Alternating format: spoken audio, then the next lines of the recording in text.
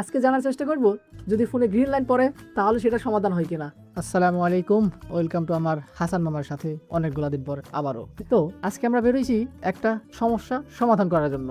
সমস্যাটা হচ্ছে আমার হাসান মামার ফোনে গ্রিন লাইন পড়ে গেছে। এখন গ্রিন লাইন সমস্যার সমাধান নাকি মোতালেব প্লাজায় দেয়। তো আমরা যেই ভাবা সেই কাজ, আমরা চলে গেলাম গ্রাম থেকে শহরে রিক্সায় করে। আসলে কি রিক্সায় করে? না, রিক্সায় করে না, আমরা অনেক লং প্রসেসে আসছি। ওইদিকে না গেলাম, রিক্সায় চেপে কিছুটা দূর যাওয়ার পরে আমরা পৌঁছে গেলাম আমাদের গন্তব্যে মোতালেব প্লাজায়। এই জায়গাটা প্রায় সকলেই চেনে, যারা চেনে না তাদের বলে দেয়। এখানে মূলত দেশের সবচেয়ে বেশি মোবাইল রিপেয়ার হয়। প্রতিটা দোকানেই দক্ষ টেকনিশিয়ান আছে। তো এই কারণে আসলে এখানে আসা। আমরা শুধু আইফিক্স ফার্স্টেই যাব।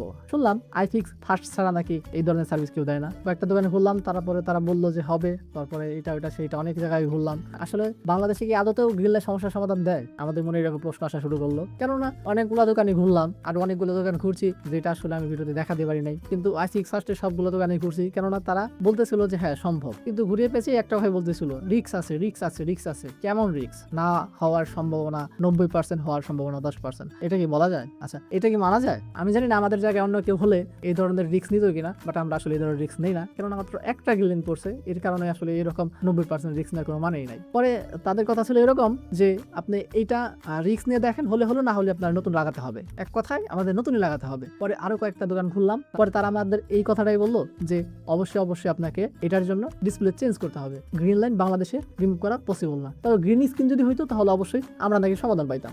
আমরা গেছি এক সমস্যার নিকে, আমাদের কাছে আরেক সমস্যার সমাধান।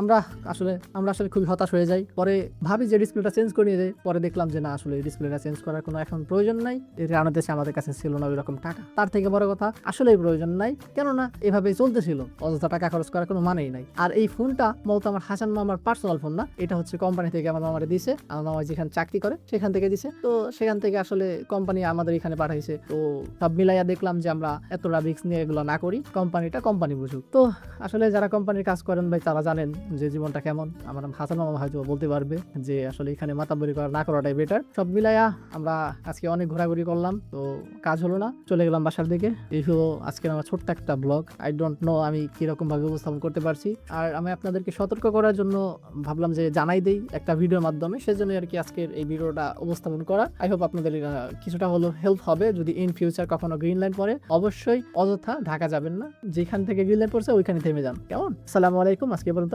জাযাকাল্লাহ খাইর। সকলেই 5 ওয়াক্ত নামাজ পড়বেন।